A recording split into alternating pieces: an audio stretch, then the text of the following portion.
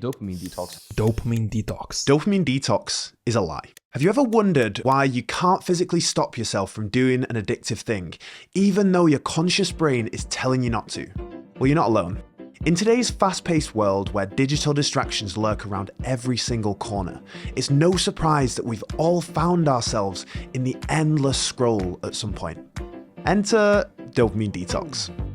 The latest trend promising to reset our brains and revolutionize our relationship with technology. It's been hailed as the ultimate reset button for our overstimulated brains. But hold up, is this so-called detox the real deal, or is it just another digital fad? I'm Jack, a doctor in the UK, and if you're anything like me, you're probably wondering, what is the science behind all of this? And how does our brain really respond to a dopamine detox? And back to that burning question, why can't we just stop ourselves from doing these addictive behaviors? It's all about our brain's reward pathways and how they get hijacked by repeated stimulation, making us crave more and more. Today, we're diving deep to separate facts from fiction and unlock the secrets to a more balanced and fulfilling digital life.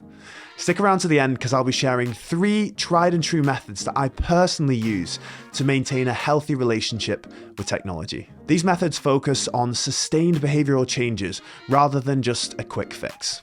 So let's get into this. An average adult brain is only 2.5 to 3 pounds. It stimulates the release of a chemical transmitter. This chemical crosses a fluid-filled gap called the synapse to be received by the next cell.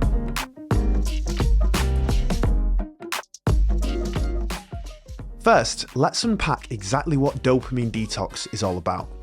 Developed by Dr. Cameron Sepper, a psychiatrist based in California, this concept emerged as a potential solution to the growing issue of addiction in our digital age.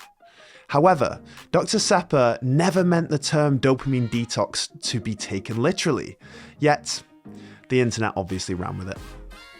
People everywhere started embracing dopamine detox, claiming that taking a 24-hour break from their phones and social media changed their lives entirely. But here's the kicker, that's not how dopamine works. Dopamine receptors take weeks to months to re-regulate following an addiction, not days. Dopamine isn't the villain here. It's been completely misunderstood. Sure, it's involved in your brain's reward system, but it's so much more than just a pleasure chemical like it's advertised online. Dopamine is crucial for motivation, movement, reinforcement, and decision making. Talking about taking a break from dopamine is like trying to take a break from being human. It's not going to happen. But don't get me wrong, there's a real issue here. Our relationship with technology is complex, and taking a break from our screens can be really beneficial. But it's not about detoxing from dopamine, it's about finding balance and using technology mindfully. So, before you jump on the dopamine detox bandwagon, take a step back and consider the science. Maybe what we really need here is a detox from misinformation and a deeper understanding of how our brains actually work. And the first step on that journey is to understand the pathway of addiction. More and more is needed to produce the same effects. After continued use, withdrawal of the drug causes a brief but violent illness until the body can make a readjustment. Let's break down the maze of the mesolimbic pathway, the brain's backstage pass to short-term gratification. This is the beating heart of our brain's reward system, driving our motivations, reinforcing behaviors, and delivering those oh-so-satisfying bursts of pleasure. But here's where it gets interesting. The mesolimbic pathway isn't just a one-way street. It's like a dance floor, where environmental cues and rewarding experiences groove together, causing you to repeat and reinforce rewarding behaviors. And what happens when we get a hit of dopamine from likes, comments, or funny videos? It's like cranking the volume up on your favorite song. The dopamine rush floods our brains, reinforcing the behavior and making us crave more of it. But here's the catch. Over time, our brains start to adapt. Just like your ears get used to the loud music, our dopamine receptors become downregulated, requiring more and more stimulation to hit that same level of satisfaction. Picture this. Your phone is the source of dopamine, and your brain's receptors are the speaker. When you're bombarded with stimuli, it's like cranking up the volume on your phone, hitting your brain with loads of dopamine. So this is what happens when we have way too much overstimulation from the dopamine side, from our phones. We end up a ridiculously loud speaker. So our brains are just completely overstimulated. And the way that we try to reduce that is by turning down the receptors. So we decrease the number of receptors in the brain to allow ourselves to be able to hear anything at all. But what that means is it means that we need way more stimulation from this side. So we need to turn up the volume more on this side to feel that same amount of pleasure that we felt at the start when we had loads of dopamine receptors. So now we've got way less dopamine receptors and we need to spend more time on social media to try and get that same level of pleasure again. Now, here's the fun part.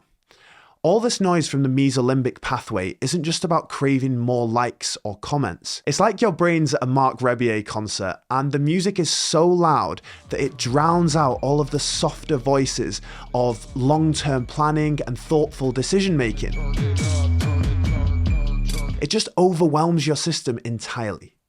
To really get this, we need to look at another pathway.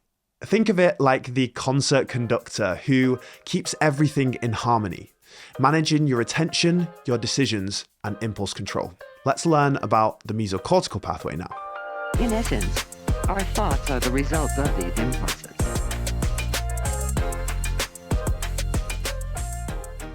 The mesocortical pathway is a key player in our cognitive toolkit, serving the brain's command center for decision-making, impulse control, and attention. Now, imagine a concert where the mesolimbic pathway is the band. It's Marc Rebier at the front, right? And it's blasting loud music and filling the brain with dopamine, driving those impulsive, pleasure-seeking behaviors. The mesocortical pathway, on the other hand, is like the voice of reason in your ear, trying to help you navigate through the chaos. When the addictive behaviors push the mesolimbic pathway into overdrive, it's like that band playing so loud that it drowns out the mesocortical pathway entirely. This makes it harder for your rational thoughts and self-control to be heard over the noise. As a result, the imbalance can lead to trouble weighing up the long-term consequences of your actions. It's like having tunnel vision at the concert, focusing only on the immediate gratification from the loud music, while the long-term goals fade into the background. So while the mesolimbic pathway may grab all of the headlines with its instant rewards, it's the delicate dance between this and the mesocortical pathway that really shapes our behavior and struggles with addiction. So this brings us back to the dopamine detox trend. The idea that by taking a short-term break from social media, we can reset our brain's dopamine system. But here's the catch.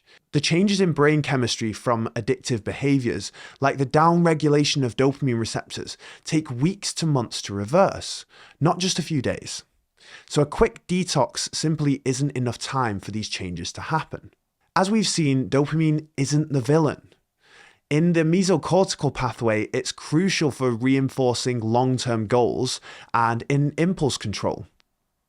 The real issue is the imbalance between the mesolimbic and mesocortical pathways caused by constant overstimulation from social media and digital devices. Instead of seeking a quick fix, the key lies in building sustainable habits that foster a healthy balance between these pathways. So how do we do that? It's time to move beyond the myth of dopamine detox and focus on practical, long-term strategies. Here are my 3 tried and true tools to build digital discipline and reclaim control over your technology use.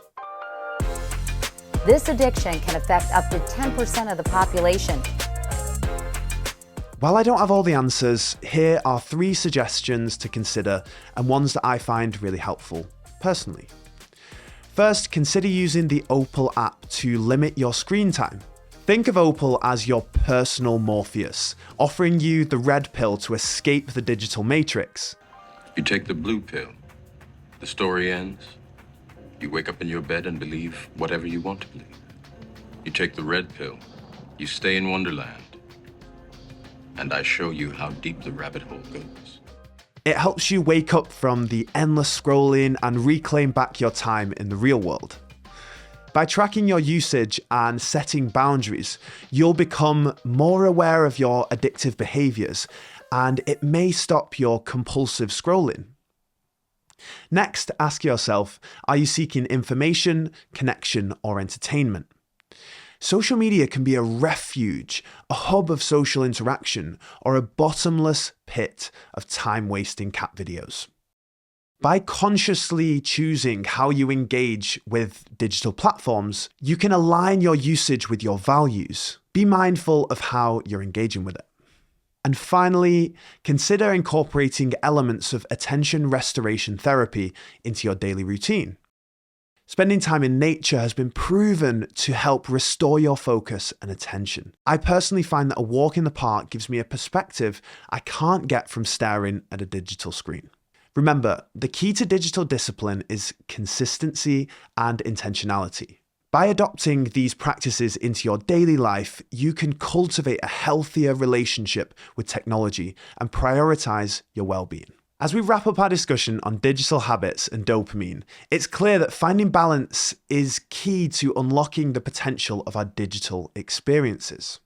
But what if I told you there's a way to harness the power of dopamine to drive positive change in your life? In this video, we'll explore how understanding the neuroscience of reward can be a game changer in shaping positive habits. By leveraging dopamine's influence, you can reinforce the behaviors that you want to cultivate. If you found this video helpful, share it with anyone who might benefit from these changes. Don't forget to subscribe and hit the notification bell so you never miss out on any tips to build healthy habits. Because that's what we're trying to do here, and that's what we're going to continue to do in the future. Thanks for watching.